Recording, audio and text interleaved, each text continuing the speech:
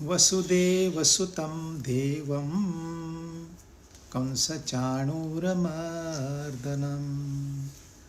देवकी परमानन्दं कृष्णं वन्दे जगद्गुरुम्।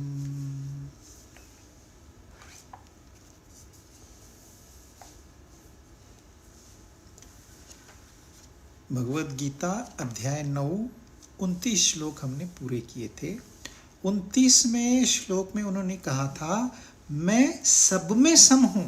सब में मतलब सब में, बैक्टीरिया से लेके हाथी तक सारे इंसानों में मैं समान हूं।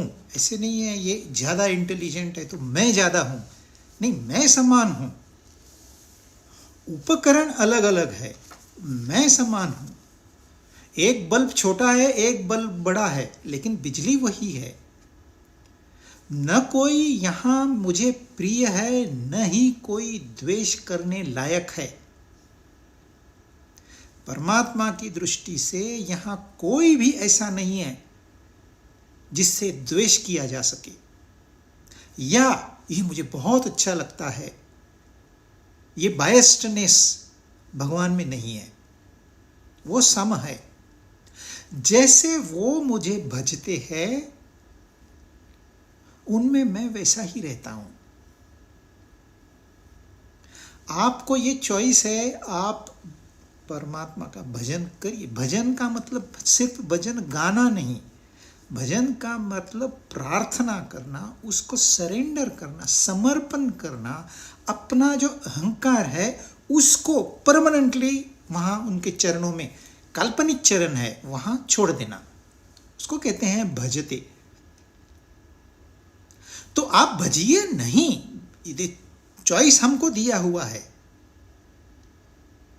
परंतु जो जितना करेगा, कोई कहेगा मैं 5 मिनट परमात्मा को याद करूंगा, बस 24 घंटे मेरे पास टाइम नहीं है।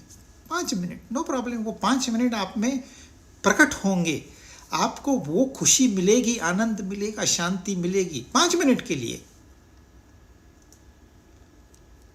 यदि वो नहीं मिलेगी शांति तो कोई प्रूफ ही नहीं है कि परमात्मा है। जब हमको शांति प्राप्त होती है तो इसका मतलब वो है, वो सच्चाई है। तो how do we approach him? हम एक कदम बढ़ाएंगे तो फिर वो हो सकता है 10 कदम बढ़ाए, 20 कदम बढ़ाए, 50, वो उनका चॉइस है, पर वो बढ़ाएंगे। आप एक दाना डाल दीजिए, उसके 100 दाने करके मिलते हैं, उसमें इंसान का कोई कंट्रीब्यूशन नहीं है।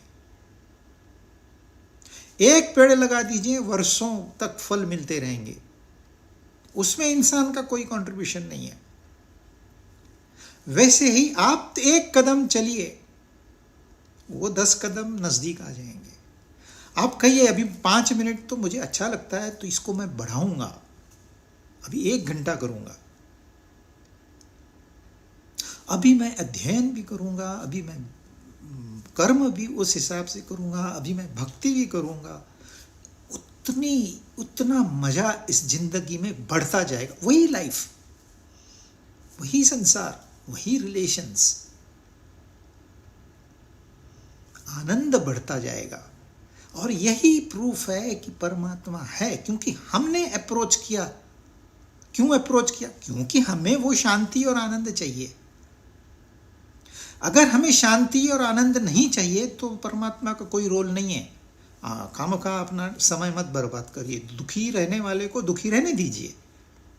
इसलिए गीता कहती है आप दूसरों को लेक्चर मत दो, अगर लेक्चर देना ही है तो अपने आप को दो। हाँ, यदि कोई आपकी शरण में आ जाए तो फिर उसे सही राह दिखाए, और आपकी क्रियाएं अगर सही है तो आपके शरण में कोई ना कोई जरूर आएगा। वो आपको देखेंगे, अरे ये इंसान इतना शांत रहता है, मतलब कुछ तो है, लेट्स फाइंड आउट। तो जैसे इंसान परमात्मा की ओर, परमात्मा यह सिर्फ नाम है, उस शक्ति से जुड़ने का एक नाम है। परमात्मा कोई वस्तु नहीं है, परमात्मा कोई व्यक्ति नहीं है। परमात्मा कोई एक जगह पे नहीं है, हम चल के वहां चले जाएंगे पैरों से। परमात्मा हर जगह है। इस शरीर को चलाने वाला भी वही है। इसीलिए बाहरी जगत छोड़ के अंदर वाले जगत में जो प्रवेश करता है वो परमात्मा को भजता है। अंदर मतलब देखेंगे अंदर दिखता है क्या कुछ? ये आंखें अंदर नहीं देख सकती। अंदर मतलब ये शरीर स्थूल है, किसी काम का नहीं है, लेकिन इसको चलाने वाला सूक्ष्म शरीर है। जब हम सूक्ष्म शरीर के बारे में सोचते हैं तो हमारी यात्रा अंदर की शुरू हो गई। जब तक हम स्थूल शरीर के माध्यम से स्थूल जगत से जुड़े हुए हैं, हमारी यात्रा बाहरी दुनिया में है।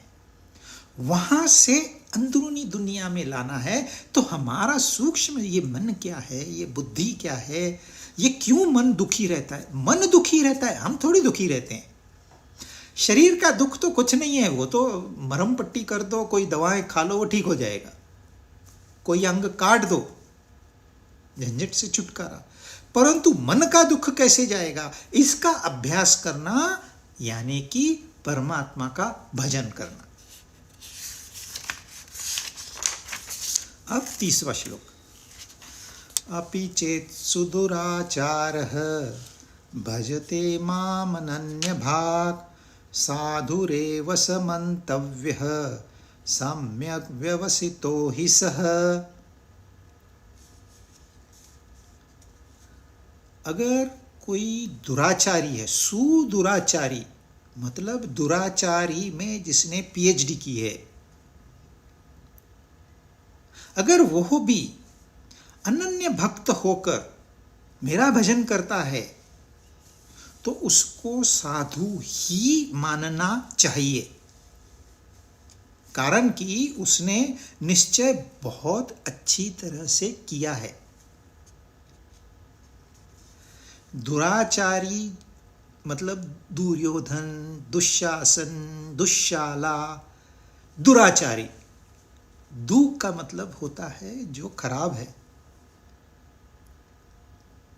जिसका चाल चलन खराब है, आचार खराब है, विचार खराब है, व्यक्तिमत्व खराब है, जो लोगों का बुरा करके अपना भला करता है, वो दुराचारी। मतलब कितना स्वार्थी होगा, दूसरे का भले 100 रुपए का नुकसान हो, मेरा को 1 रुपया फायदा हो गया ना। ये मेंटेलिटी है, इसमें 1 रुपया 100 रुपये के पीछे मत जाइए। ये हमारी सोच है, ये सोच हमें दुराचारी बनाती है। सिर्फ आचरण से कोई दुराचारी नहीं होता है। तो जिसकी सोच ही खराब है, यदि ऐसा इंसान उसमें उस बुरी सोच में एक परमात्मा का नाम लेकिन सिंसियरली, अनन्य भाग, डेडिकेटेडली अगर डाल दे तो उसे साधु ही मानना चाहिए। क्योंकि उसने जो निर्णय लिया है वो एकदम सटीक है। This is what is required in life. ये निर्णय करते आना चाहिए। आप कौन हो? उन्होंने कहा मैं तो सम हूं ना सब में। वो तो सम है, लेकिन हम कैसे हैं? हमने चश्मा पहना है, अगर ट्रांसपेरेंट कोई कलर नहीं है उसमें तो हमको सीधे जैसा जग है वैसे दिखाई देगा। हम लाल चश्मा पहनेंगे तो जग भी लाल हो जाएगा, हम हरा चश्मा पहनेंगे तो जग भी हरा हो जाएगा। तो ये इक्विपमेंट जो है, ये जो करण है, ये कैसा है, ये कैसे सोचता है? अब यहां कहते हैं दुराचारी मेरा भजन करता है। ये दो विरोधाभासी है। एक दुराचारी भजन क्यों करेगा भाई? यदि भजन करने वाला है तो वो दुराचारी कैसे बनेगा? लेकिन ये परिवर्तन आता है जिसने इस संसार को भली भांति समझ लिया है, वो एक क्षण में इस संसार का त्याग कर सकता है, एक क्षण में।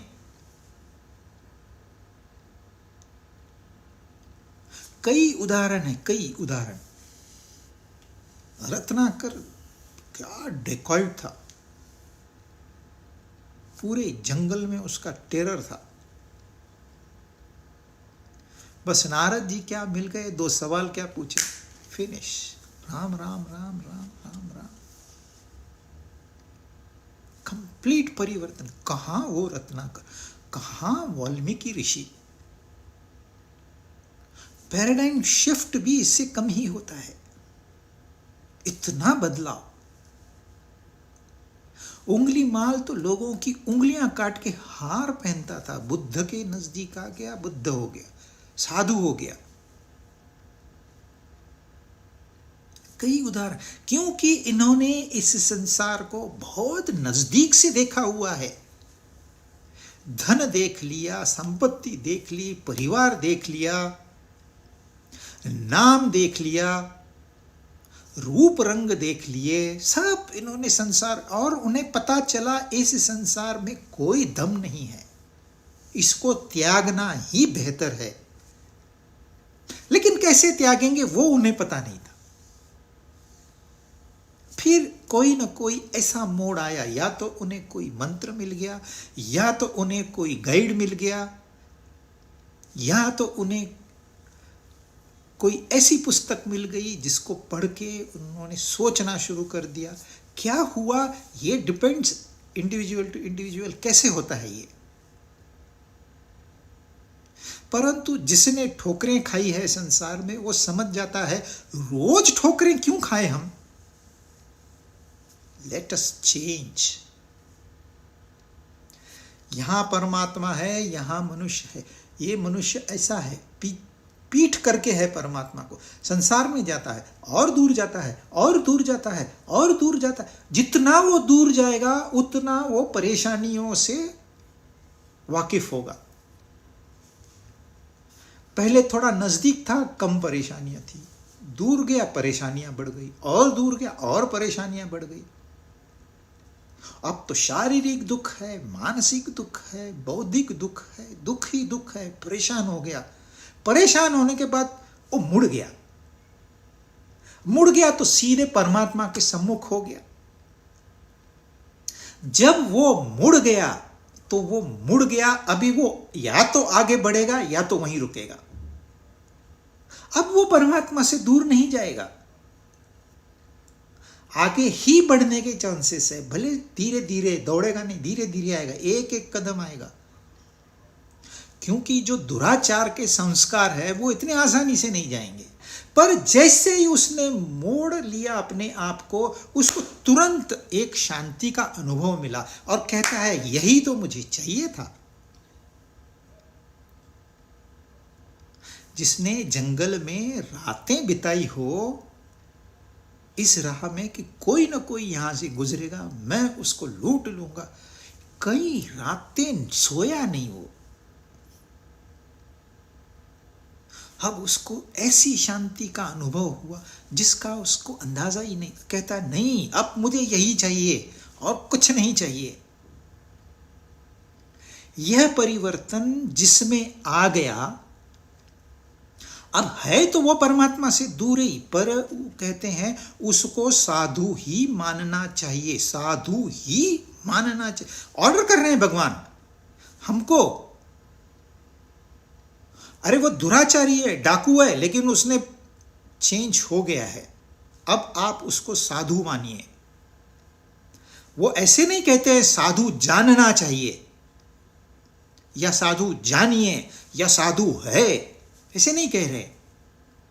उसको साधु ही मानना चाहिए, मतलब है भी और मानना भी है उसको, और नहीं है, सारी बातें हैं। क्यों? क्योंकि पूर्व कर्म उसके साथ जुड़े हुए हैं। एक चोर है, कई स्मार्टली चोरियां कर चुका है, मिला नहीं पुलिस को, कोई गुनाह साबुत नहीं हुआ है, तो वो चोर है ही नहीं, जब तक साबुत नहीं हुआ है वो चोर नहीं है। परंतु इस बीच में किसी साधु, किसी सन्यासी के संग में आ गया और उसमें परिवर्तन हो गया, उसको पता चला कि मैं गलत राह पे जा रहा हूँ। अब उसने अपना सारा जो पाप कर्म था छोड़ दिया, अब वो साधु बन गया। अब वो गीता पढ़ता है, गीता पे चर्चा करता है, गीता लोगों को समझाता है, और अचानक वहां पुलिस आ गई और वो साधु से पूछती है ये आदमी है क्या यहाँ पर? बोलता है कहाँ है? ये क्या आपके सामने खड़ा है? तो आप तो चोर है। चोर था, लेकिन आपने सजा नहीं भुगती। भुगत लूंगा, आपको जेल जाना पड़ेगा, चलो। अब उसको जेल, हथकड़ियां पहनाई, जेल में जा रहा है वो, तो आप उसको साधु नहीं मानोगे, आप कहोगे ये तो गुनहगार है, ये तो दुराचारी है, दिखने में दुराचारी है। अब वो दुराचारी नहीं है, अब वो खुशी से वो सजा भुगतेगा और परमात्मा को शुक्र अदा कर, भगवान तेरी कृपा से मेरे पाप धुल रहे हैं। दृष्टिकोण। जब कोई अनुकूल परिस्थिति होती है तो भक्त कहता है ये सब तेरी दुआ है, तेरी दया है। और जब प्रतिकूल परिस्थिति आती है तो वो कहता है ये तेरी कृपा है। क्यों? मेरे पाप थे, एक्यूमुलेटेड डेबिट बैलेंस था ना, तूने मौका दिया कर्जा अदा करने का, तो वो जाता है जेल। क्योंकि अब वो साधु है, दिखने में दुराचारी है, पर उसको साधु ही मानना चाहिए। क्योंकि वो भजन जो ऊपरी भजन करते हैं आजकल के साधु, वो नहीं। बड़ी बड़ी संस्थाएं चलाते हैं भजन के नाम पे, भगवान के नाम पे, वो भजन नहीं। अनन्य भाग भजते, अनन्य भाग, दूसरा कुछ नहीं, एक ही, वो एक, वही मेरा ध्येय है। चाहे जो हो जाए, मुझे फांसी पे चढ़ा दो, मुझे सूली पे चढ़ा दो, मुझे जेल में रखो, पर मैं अब वहां जुड़ चुका हूं, वो छोड़ूंगा नहीं।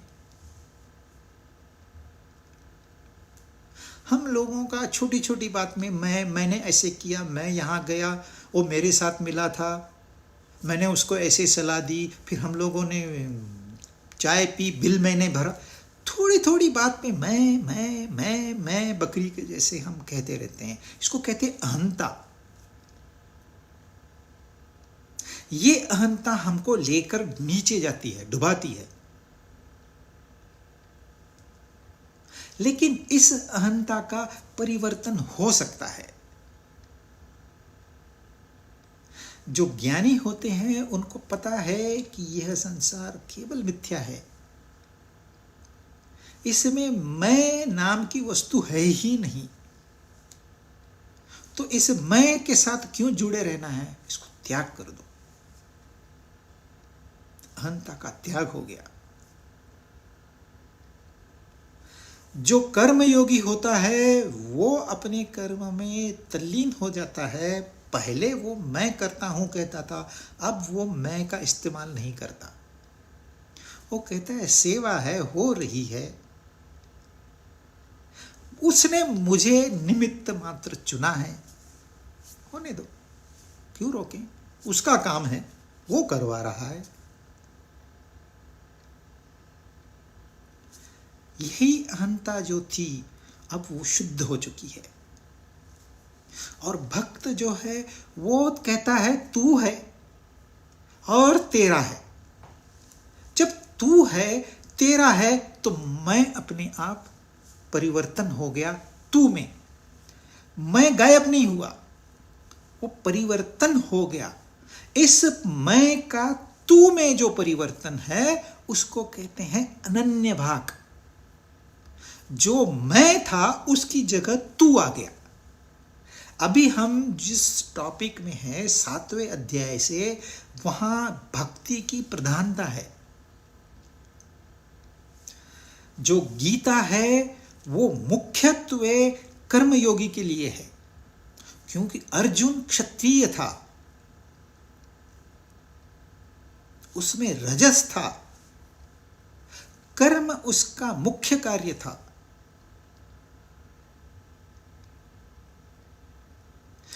लेकिन वो जो कर्म था वो मेरे लिए, मुझे स्वर्ग मिलेगा, मेरे गुरु खड़े हैं, मेरे भाई बंधु खड़े हैं,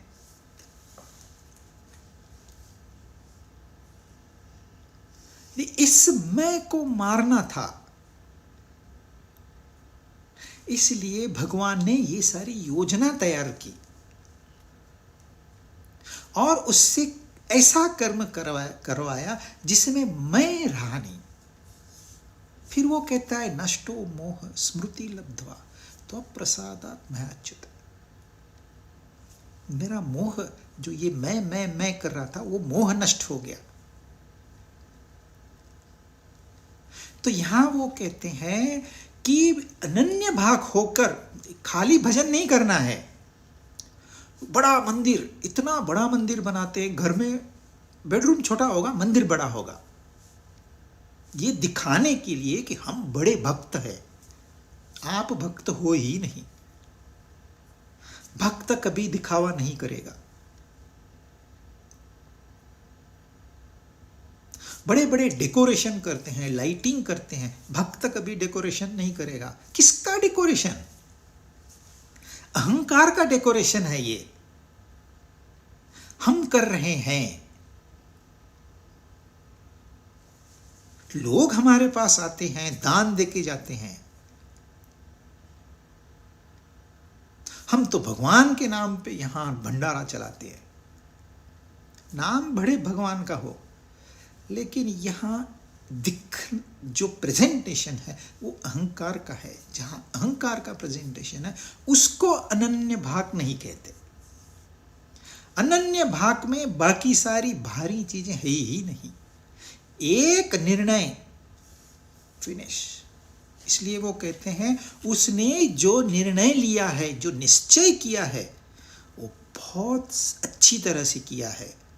सम्यक व्यवस्थितो ही सह, वो जिसने ये निर्णय लिया है बिल्कुल सही निर्णय लिया है। हम लोगों का निर्णय जो होता है वो सही नहीं होता। क्यों? क्योंकि हम या तो मन से निर्णय लेते हैं या तो बुद्धि से निर्णय लेते हैं। आप चले गए किसी गुरु के पास, गुरु के पैरों में गिर गए, मैं बहुत परेशान रहता हूँ, बहुत टेंशन रहता है, रात की नींद नहीं आती, गुस्सा बहुत आता है, कुछ ना कुछ मुझे मार्गदर्शन करिए। गुरु कहते हैं ऐसे कर, सुबह 4 बजे उठते जा। Okay sir. अब गुरु ने कह दिया सुबह 4 बजे उठना है, सुबह 4 बजे उठना शुरू किया उसने। गुरु चले गए टूर पे 4 दिन के बाद में। अब जब गुरु टूर पे चले गए, ये अपना 8 बजे तक सोता रहा। फिर गुरु आ गए, फिर 4 बजे उठने लगा। This is emotional. नहीं, गुरु ने कहा इसलिए मुझे करना है, जितना होगा मैं करूंगा। ये इमोशनल डिसीजन। गुरु को पता चल गया ये तो सीखा कुछ नहीं। फिर वो उसको एक्सप्लेन करते हैं, भाई 3 गुण होते हैं, सात्विक, रजस, तमस। जो सत्व होता है वो सुबह 4 से 6 बजे या 4 से 7 बजे तक प्रबल रहता है। इस सात्विक पीरियड का हमने ज़्यादा से ज़्यादा उपयोग करना चाहिए। यदि आपको जीवन में आगे बढ़ना है तो यह ही एक पीरियड अच्छा है। और जो सन डाउन के बाद में होता है, जो रात का वक्त होता है, वो तमस होता है। तमस को हमने कम कर, जो भी उसका शास्त्र है 3 गुणों का, वो उसको एक्सप्लेन किया। अब वो कहता है मुझे समझ में आ गया कि सुबह जल्दी उठने का निर्णय क्या है, क्यों लेते हैं हम निर्णय। तो ये बौद्धिक निर्णय हो गया। लेकिन ये दोनों निर्णयों में उल्टा होने की चांसेस है, एक बात। दूसरा बात है कि मैंने ये निर्णय लिया है, यह भावना बनी रहती है। मैं नहीं जाता है। मैं सुबह उठता हूं जल्दी, मुझे पता है सुबह जल्दी क्यों उठना चाहिए। मैं सबको सिखाता हूं, यह मैं पैदा हो गया। कोई जरूरत नहीं थी, तू अपना तुझे यू आर कन्विंस्ड, तू अपना कर, दुनिया को बताने की क्या जरूरत है। लेकिन वो जब इंसान अच्छा कर्म करता है तो सावधान,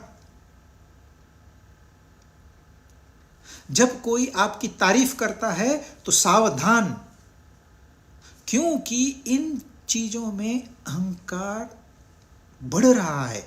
वो तो है, अब उसको बढ़ावा मिल रहा है। आप सुबह 4 बजे उठते हो, आपका हार डाल के तालियां बजा रहे हैं सब लोग, वाह वाह वाह, क्या त्यागी इंसान है, अपनी नींद को भी त्याग कर देता है। सावधान, ये गलत है, ये आपके अहंकार को बढ़ावा दे रहे हैं। ये आपकी तारीफ सच्ची तारीफ नहीं है, ये झूठी तारीफ है, इससे बाजू में हो जाओ। तो ये बौद्धिक निर्णय जो है यह अहंकार को पैदा करता है। लेकिन ये जो निर्णय है ये स्वयं का निर्णय है। जो दुराचारी ने निर्णय लिया है ठोकरें खाने के बाद में, पाप का घड़ा भर जाने के बाद में, वो उसने न कोई इमोशनल इसमें अपील किसने की उसको, किसी ने आके ये नहीं कहा अरे भाई क्यों मारते हो लोगों को, क्यों लूटते हो, छोड़ दो ना। अगर कोई ऐसे कहेगा एक लाफा लगा बाजू हो जा। न उसने कोई शास्त्र पढ़े, न कोई उसको लॉजिक है कि मैंने ये छोड़ के कोई नहीं।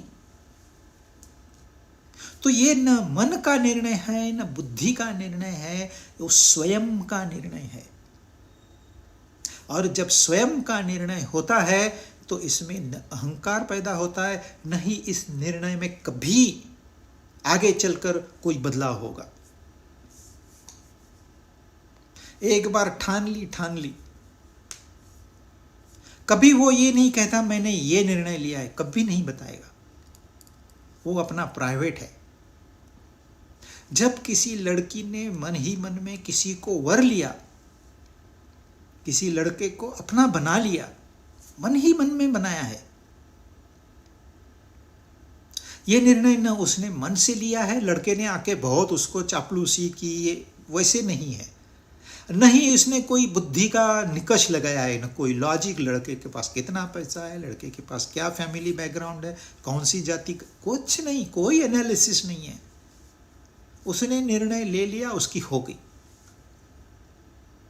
ऐसे ही भक्त ने निर्णय ले लिया या दुराचारी ने निर्णय ले लिया, लेकिन अनन्य भाग, ये महत्वपूर्ण है, ईमानदारी से, ईमानदारी लोगों के लिए नहीं, अपने आप से ईमानदारी, निर्णय ले लिया तो वो है सटीक निर्णय, फिर उसमें कोई परिवर्तन होने वाला नहीं, चाहे जो हो जाए। कहते हैं जापान में छोटे छोटे प्रॉब्लम के लिए भी कमेटी बनाते हैं, एक साथ बैठते हैं निर्णय लेने के लिए, निर्णय लेते हैं। लोगों ने मिलके निर्णय लिया, 6 लोग 8 लोग जितने भी है वहां, निर्णय लेने के बाद में अब उसका इंप्लीमेंट करना है। लेकिन इंप्लीमेंट करते समय उसको मालूम पड़ा कि यह निर्णय गलत है किसी एक को, फिर भी वो निर्णय के विरुद्ध नहीं जाएगा। जो निर्णय हो चुका है वो हो चुका है।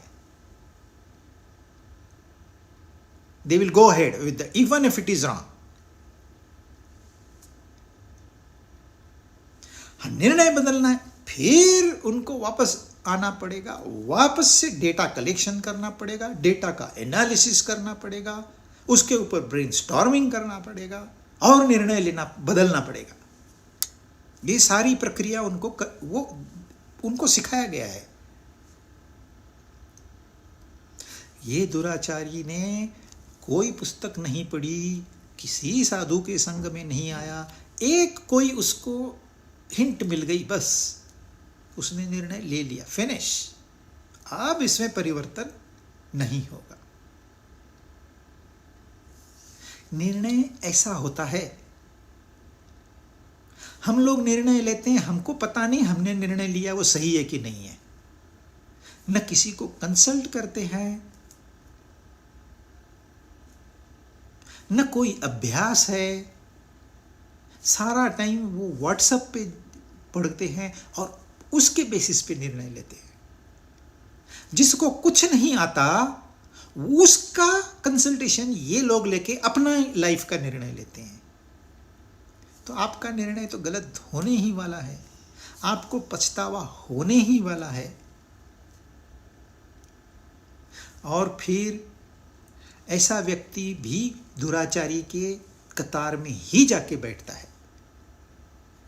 इसलिए भक्ति करनी है अनन्य भाव, अहंता को छोड़ देना है, परिवर्तित मैं की जगह तू का इस्तेमाल करना है। उसका कहो, कौन है पता नहीं, तू कहने से सब तेरा है कहने से हमको वो पता है ऐसे नहीं है, पर कोई तो है, नाम कुछ भी दो उसको, कोई तो है, कोई तो शक्ति है, आज हमें पता नहीं पर है, इतना तो हम समझ सकते हैं। तो उनको साधु ही मानना चाहिए जिसने सही निर्णय किया है।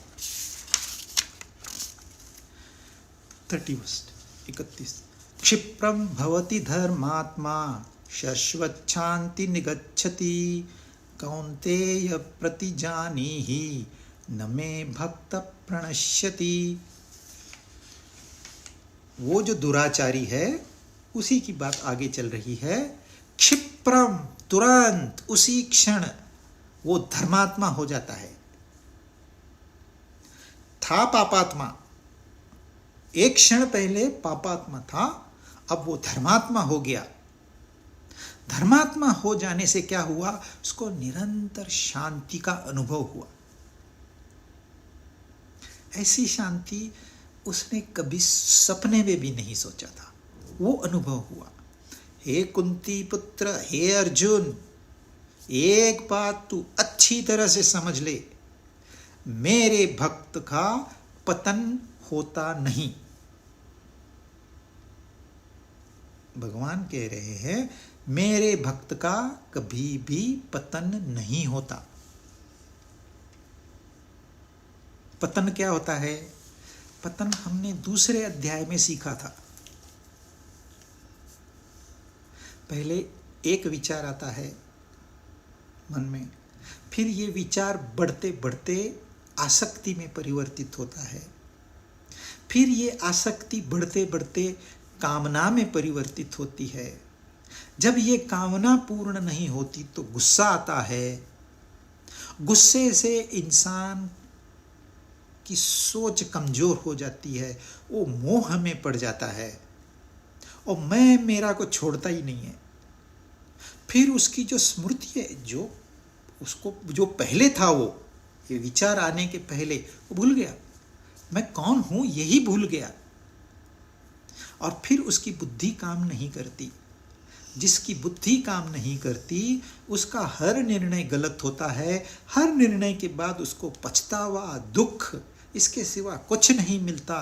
रोज जीता है, रोज मरता है। इसी को कहते हैं पतन।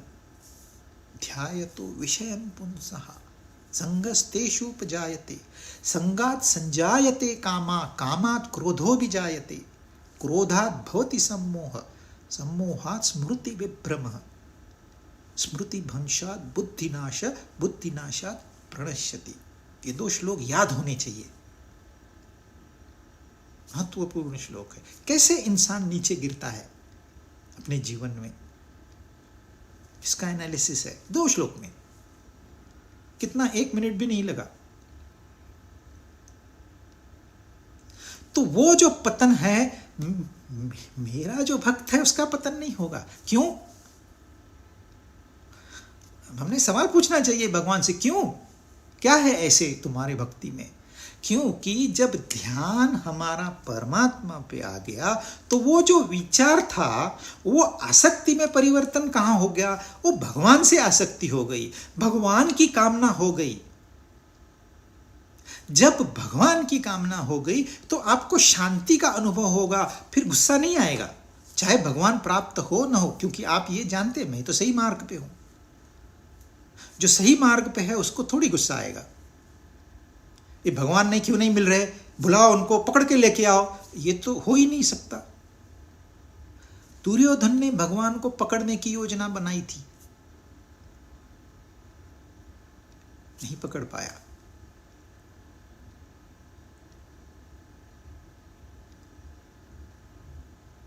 तो भगवान नहीं मिलेंगे, नहीं मिलेंगे, बिग डील। अरे मुझे मेरी कोशिश करनी है, सिंपल। मेरे मन में वो बसे हैं, फिनिश। जब वो बसे हैं तो कामना नहीं बस सकती। एक मन एक बार में एक ही जगह विचार कर सकता है, दो जगह नहीं, फॉर्चुनेटली।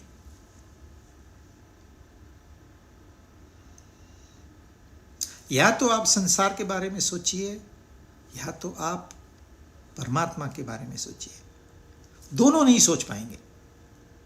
जब परमात्मा का विचार आ गया तो संसार का विचार गया, संसार का विचार गया तो न कोई आसक्ति है, न कोई कामना है, न कोई गुस्सा है, न कोई मोह है, तो शोक भी कहां से आएगा? जब शोक ही नहीं है तो पतन नहीं है। जो शोक में होता है वो रोज मरता है। रोज मरना, एक बार मरना बहुत आसान है, रोज रोज मरना इंसान परेशान हो जाता है। वो कहता है ये जिंदगी है, इसको खत्म करना चाहिए, परमात्मा उठा ले। परमात्मा तथास्तु, वो क्या करेंगे? जैसे आपको चाहिए वैसे वो आशीर्वाद देंगे। निर्णय तो आपको है ना, चॉइस तो आपको दिया हुआ है। लेकिन वो कह रहे हैं मेरा भक्त का पतन नहीं होता। इतना तो समझ में आएगा। फिर क्यों नहीं होगा? क्योंकि वो जो सांसारिक विचार है वहां बदलाव आ गया है। भक्त हो गया मतलब हमने देखा वो अहंता चली गई। मैं की जगह तू हो गया। मैं की जगह तू हो गया तो वहां तो कोई आसक्ति नहीं है, वहां कोई कामना नहीं है, कोई गुस्सा नहीं है, कोई परेशानी नहीं है। उसे निरंतर जो शांति रहती है वो शांति उसे प्राप्त होती है। उस शांति का रेयरली हमको भी अनुभव कभी ना कभी होता है। जब इंसान किसी बड़ी मुसीबत से गुजरता है और छूट जाता है तो मोमेंटरीली उसको जो शांति मिलती है, मोमेंटरीली, फिर वो वापस अपनी कामना लेके आता है और शांति को बिगाड़ देता है। लेकिन जस्ट फॉर फ्यू सेकंड उसको जिस शांति का अनुभव मिलता है उस शांति की बात कर रहे हैं।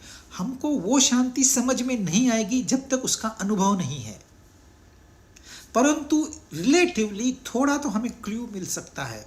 बहुत बड़ी मुसीबत है, कई दिनों से चल रहा है, हो सकता है कोई बीमारी हो, डॉक्टर ने कहा है तो मरने वाला है, सब बंदोबस्त कर दिया है, विल बना दिया, सब प्रॉपर्टी है ही नहीं, सारे तो डॉक्टर खा गए, किसको देंगे क्या? चलो अभी लास्ट मोमेंट है, अभी तो अपने पास बिल के भी पैसे नहीं है, चलो चलते हैं इस दुनिया से। दूसरे दिन डॉक्टर आके बोलता है अरे आप तो एकदम ठीक हो गए। चमत्कार हो गया कि क्या हो गया पता नहीं, दवाओं का असर हो गया लेकिन ठीक हो गए। जो मरने वाला इंसान ठीक हो गया तो उस क्षण वो आंख बंद कर लेता है। उसको भी तो फील होता है मैं ठीक हो गया हूं। उस क्षण वो आंख बंद कर लेता है और जो उसको अनुभव मिलता है वो अनुभव की बात कर रहे हैं। किसको? उस दुराचारी को जिसने अपना दिशा जो है, अपनी दिशा जो है उसमें 180 डिग्री का फर्क कर दिया। जो वो संसार की तरफ फेस करके चल रहा था, और आगे बढ़ूं और आगे बढ़ूं और मिलियन चाहिए, बिलियन चाहिए, मल्टी बिलियनर बनना है, और आगे आगे जा रहा था, मतलब अपने आप से दूर जा रहा था। उसने दिशा बदल ली तो उसको दिशा बदलते ही ये छोटा सा अनुभव आ गया। इसलिए उसका पतन नहीं होगा। अब वो इस अनुभव को पकड़ के रखेगा, इसको छोड़ना नहीं है अभी, चाहे मैं वापस बीमार क्यों ना पड़ जाऊं। रोज मरने से तो मुझे एक बार मुक्ति मिल जाएगी ना, लेकिन मैं इसको नहीं छोड़ूंगा, ये मुझे चाहिए। भले सारी संपत्ति चली जाए, मैं वापस कमाऊंगा, वापस सारी लुटा दूंगा, लेकिन इसको नहीं छोड़ूंगा। क्षिप्रम ही भवति धर्मात्मा, एक क्षण में पापात्मा का धर्मात्मा हो गया। हम सारे लोग कामात्मा हैं, काम से जुड़े हुए हैं, इच्छाओं से, कामनाओं से, मुझे ये चाहिए, मुझे वो चाहिए, ये करना है, वो करना है, दौड़ रहे हैं, पता नहीं डेस्टिनेशन कहां पर है, पता नहीं, लेकिन दौड़ रहे हैं, क्योंकि पीछे से वो काम है ना जो हमारे मन में बैठा है, वो हमें धक्के दे रहा है पीछे से, चल आगे, चल आगे, चल आगे। यह जो सांसारिक इच्छाएं हैं, ये हमको परमात्मा से दूर लेके जाती है।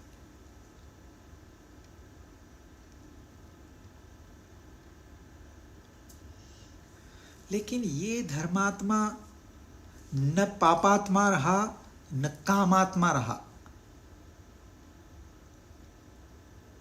अब काम नहीं है तो पाप भी नहीं है, क्योंकि कामना पूर्ति होती है तो इंसान को अच्छा लगता है, परंतु सारी कामनाएं पूरी नहीं हो सकती, क्योंकि ये संसार ऐसे बना ही नहीं है कि आपकी सारी कामनाएं पूरी कर दे। तो कामनाएं अधूरी रहती है, कामनाएं अधूरी रही तो आपको परेशानी होती है, और इस परेशानी से छूटने के लिए आप और कामना बढ़ाने लगते हो, और परेशानी बढ़ती है। इसको कहते हैं पाप। पाप से जुड़ा हुआ इंसान।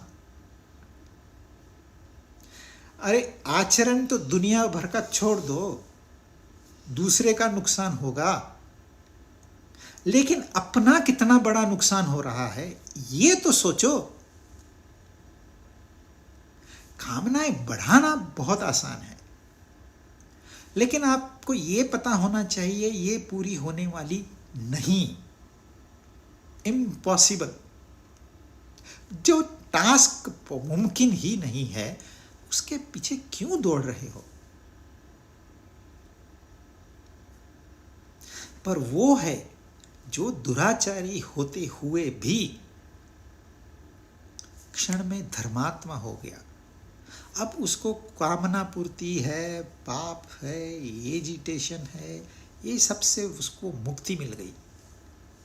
अब पूर्ण मुक्ति नहीं मिली है, परंतु मुक्ति का उसने टेस्ट तो कर लिया। अब उसको वो अनुभव मिल गया है, अब वो उसके पीछे दौड़ेगा, और उसके पीछे दौड़ना नहीं पड़ता, वो सहज प्राप्त है। तो क्षिप्रम ही भवति धर्मात्मा, निरंतर शांति प्राप्त होती, शाश्वत शांति निगच्छति। हे कौन्तेय, न मे भक्त प्रणश्यति, मेरे भक्त का कभी नाश नहीं होता। और कहते ये तू ठीक से जान ले, अंडरस्टैंड। ये खाली स्टेटमेंट नहीं, वो कोई गारंटी आपको लिख के नहीं दे रहे, उनका डिक्लेरेशन ही गारंटी है। ये हमको समझना है कि वो कह क्या रहे हैं, इसलिए वो ध्यान देते हैं। ये कौन्तेय, हे कुंती पुत्र, नाम से पुकारते हैं। क्यों? क्योंकि उसका अटेंशन यहां लाना है। वो सारा उसका ध्यान वही है। मेरे गुरु खड़े हैं, मेरे पिता खड़े हैं, मेरे भाई खड़े हैं, मेरे साले खड़े हैं, मेरे ससुर खड़े हैं, सारा ध्यान उधर है। कर्तव्य है ही नहीं।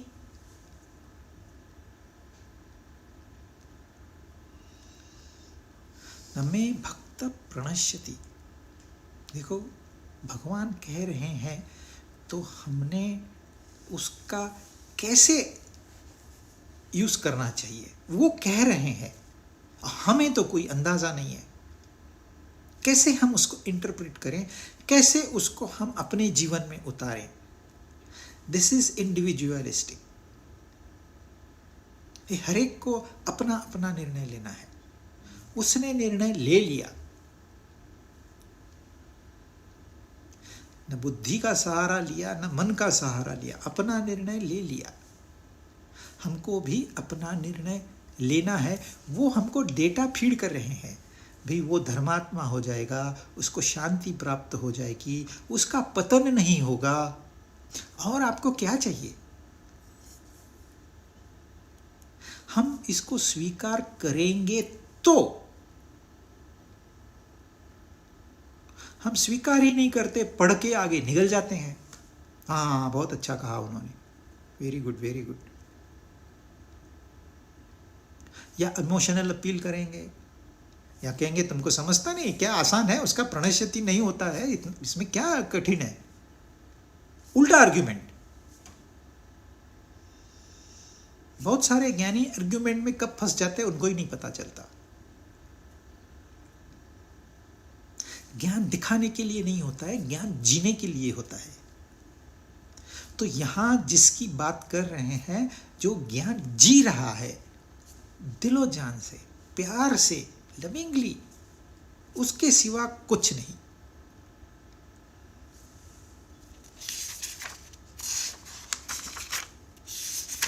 अब उन्होंने ये जो 2 श्लोक कहे, ये दुराचारी के लिए कहे, 2 श्लोक।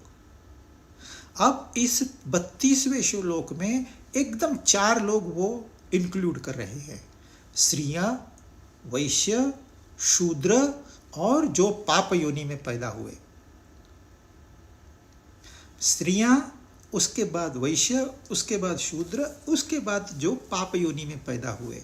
और जो इसके आगे वाला श्लोक है वहां क्षत्रिय और ब्राह्मण की बात करेंगे। अब अर्जुन को ये सारी बातों का पता था, हमें पता नहीं है, तो हमें थोड़ा अभ्यास करना होगा। हमको एक बैकग्राउंड समझना होगा। इस श्लोक का बैकग्राउंड क्या है, पहले हम बैकग्राउंड समझेंगे, फिर इसको इंटरप्रेट करेंगे। 32वां श्लोक, माम ही पार्थ व्यपाश्रित्य ये पिच्छु पापयोनयः श्रियो वैशास्तथा शूद्राः तेऽपि यान्ति पराम गतिम। हे पार्थ, जो पाप योनि वाले हैं, जो स्त्रियां हैं, जो वैश्य हैं, जो शूद्र है, वे भी सर्वथा मेरे शरण होकर निस्संदेह परम गति को प्राप्त हो जाते हैं। मेरी शरण में आ गए तो परम गति मतलब सुप्रीम गोल, ऐसा ध्येय कि जिसके ऊपर और कोई ध्येय नहीं हो सकता, उस ध्येय को ये लोग प्राप्त हो जाते हैं। कौन लोग? स्त्रियां, वैश्य, शूद्र और पाप योनि। अब पहले हमको ये समझना चाहिए कि ऐसा विभाग उन्होंने करने की जरूरत ही क्या थी।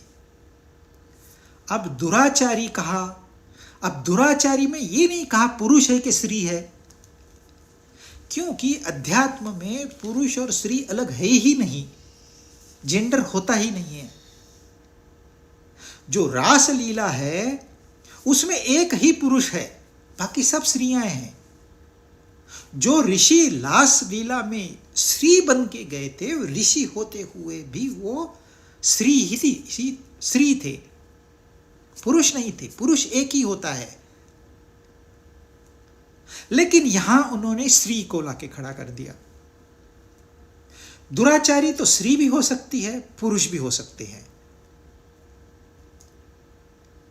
और एक बात, स्त्री ब्राह्मण हो सकती है, स्त्री क्षत्रिय हो सकती है, स्त्री वैश्य हो सकती है, स्त्री शूद्र हो सकती है, और स्त्री पाप योनि से पैदा हुई भी हो सकती है।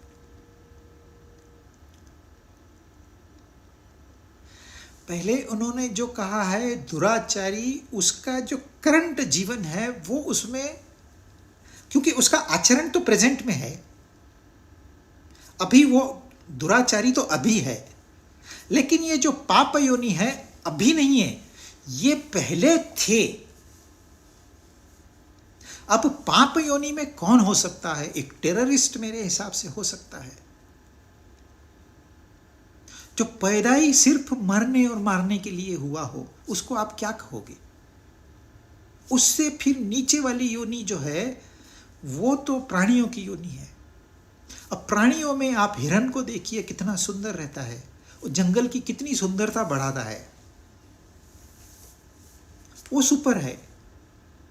तो शेर उसका शिकार करता है क्योंकि शेर भूखा है, परंतु शेर का शिकार करना देखिए, वो उसको तड़पाता नहीं है, वो पहले उसका गला घोट देता है, इंतजार करता है कि ज्यादा तकलीफ न हो, ये मर जाए, फिर उसको खाता है क्योंकि वो उसका भोजन है।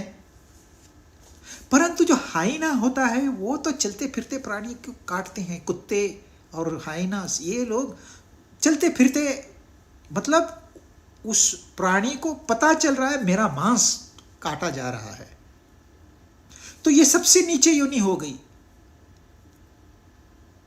तो ये जो इंसान है पाप योनि वाला, वो उससे भी नीचे है, क्योंकि जिस प्रकार ये लोग प्राणी मारते हैं, जिस तरह ये नरसंहार करते हैं, वो हाइना और कुत्ते भी नहीं करते। ऐसा क्यों करते हैं? क्योंकि उनके पूर्व कर्म वैसे हैं। तो सबसे नीचे ये पाप योनि वाले हो गए। मनुष्य की ही बात कर रहे हैं हम, प्राणी जगत में हम नहीं जा रहे, वो उदाहरण लिया। मतलब इतना घिनौना उनका कार्य है। उससे ऊपर है शूद्र। पहले हम समझ लेते हैं कि ये वर्ण व्यवस्था क्या है, नहीं तो फिर श्लोक समझ में ही नहीं आएगा। शूद्र जो होता है, यह शूद्र पापी नहीं होता, वो आलसी होता है। वो बैठा रहेगा, अरे कुछ कर, नहीं मेरे से नहीं होता। अब भोजन कर, हाँ कहाँ पर है, चलो भोजन नहीं मिलेगा तुझे, पहले जाके ये काम करके आ, फटाफट जाके काम करके आएगा, मुझे भोजन दो। तो शूद्र वो है जिसमें कामना का प्रभाव नहीं है। जिसमें कामना का प्रभाव होता है वो कहता है, अरे नहीं मुझे तो काम करना है, मुझे तो पैसा कमाना है, मुझे तो घर बनाना है, मुझे तो शादी करनी है, मुझे तो गाड़ी लेनी है, इसलिए वो काम करता है। लेकिन शूद्र, उसको ये जरूरत ही नहीं, बोलते अरे क्या करना है, बड़ा मकान लेगा है, अपना झोपड़ी में रहते हैं हम, वहीं सुखी है। अच्छे अच्छे कपड़े पहन, क्या करने हैं यार, हमको जाके वो वहां तो लोखंड तो ढोना है, लोहा तो ढोना है, क्या करने हैं सुंदर सुंदर कपड़े। एक मोबाइल है बस है, लेकिन बढ़िया मोबाइल आया है, क्या करना है, अपना काम हो रहा है ना। ये शूद्र आलसी होते हैं, पापी नहीं होते। पापी हो गया पाप योनि वाले, उससे ऊपर है शूद्र।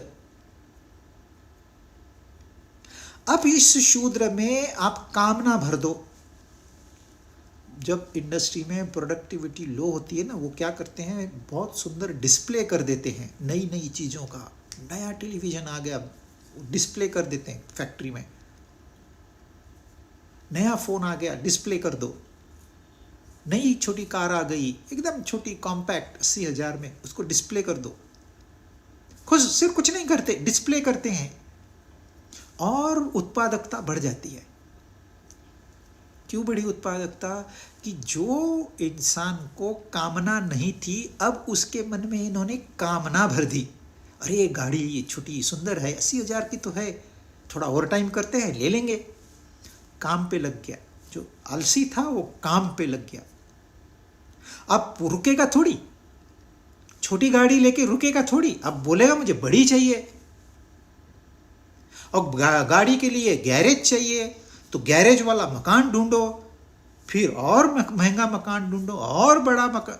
अब उसमें कामना तैयार हो गई। अब वो शूद्र से उठकर वैश्य हो गया। अब वो व्यापार करने लगा। जो एक ऑर्डिनरी वर्कर था, ऑपरेटर था, वो अब व्यापारी हो गया। अब इस व्यापारी में ज्ञान भर दिया, गुण भर दिए, तो वो क्षत्रिय हो गया। और जिसमें और आध्यात्मिक ज्ञान भर दिया तो वो ब्राह्मण हो गया। तो ये जो वर्ण व्यवस्था है, ये कोई आपके जन्म से नहीं हुई, क्योंकि जो शूद्र था आपके सामने वो वैश्य हुआ है, आपके सामने वो क्षत्रिय हुआ है। तलवार लेके खड़ा, मुझे भेज दो बॉर्डर पे, क्या कौन दुश्मन है मैं देख लूंगा, देश का दुश्मन है, इसको साइड में करो, जेल में डाल दो। हमारे सामने जो शूद्र था चढ़ते चढ़ते ब्राह्मण हो गया। अब गीता का पाठ करता है, गीता का सत्संग करता है। जो कल शूद्र था आज ब्राह्मण हो गया अपने सामने इसी जन्म में। तो जन्म का और वर्ण व्यवस्था का क्या संबंध? ब्राह्मण के घर में शूद्र पैदा हो सकता है, शूद्र के घर में ब्राह्मण पैदा हो सकता है, ऐसा होगा ही, ऐसे भी नहीं है।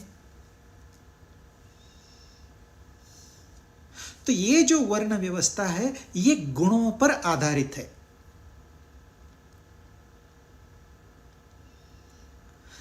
तीन गुण है, सत्व रजस तमस, इसके ऊपर हमने पहले चर्चा की हुई है।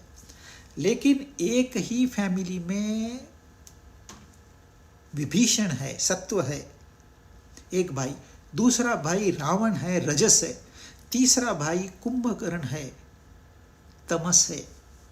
तो एक ही कुटुंब में तीन गुण है, इसका मतलब एक ही कुटुंब में चार वर्ण है। इन्हीं तीन गुणों का कॉम्बिनेशन करके उन्होंने चार वर्ण बनाए हैं, जो कि यूनिवर्सल है। ये सिर्फ इतिहास में है, भारत में है, ऐसे नहीं है, ये यूनिवर्सल है। आप अमेरिका के किसी फैक्ट्री में चले जाओ, आपको ऊपर एक ही आदमी मिलेगा, फिर उसके नीचे चार आदमी मिलेंगे, ये हो गया ब्राह्मणों का ग्रुप। फिर उसके नीचे एग्जीक्यूटिव क्लास मिलेगा, 30-40 वो लोग रहेंगे, वो हो गए क्षत्रिय। फिर उसके बाद में आपको सुपरवाइजरी क्लास मिलेगा 50-60 लोगों का, वो हो गए वैश्य। फिर आपको वर्कर्स मिलेंगे 400-500, वो हो गए शूद्र। इस तरह से यह पिरामिड बना हुआ है। यह पिरामिड यूनिवर्सल है। लेकिन इन सबको एक अधिकार कॉमन है। वो कौन सा? परम गति को प्राप्त होना। आप जहां हो वहां से, पाप योनि इंक्लूडेड। ये हो गई वर्ण व्यवस्था चार। अब श्री, मैंने कहा आपको, श्री ब्राह्मण भी हो सकती है, श्री क्षत्रिय भी हो सकती है, श्री वैश्य भी हो सकती है। तो कौन सी श्री की बात कर रहे हैं यहां पर? जब ब्राह्मण श्री है तो फिर स्त्री को अलग उन्होंने क्यों लिखा है? इसके ऊपर हम चर्चा नेक्स्ट टाइम करेंगे। इस श्लोक को हम वापस से लेंगे।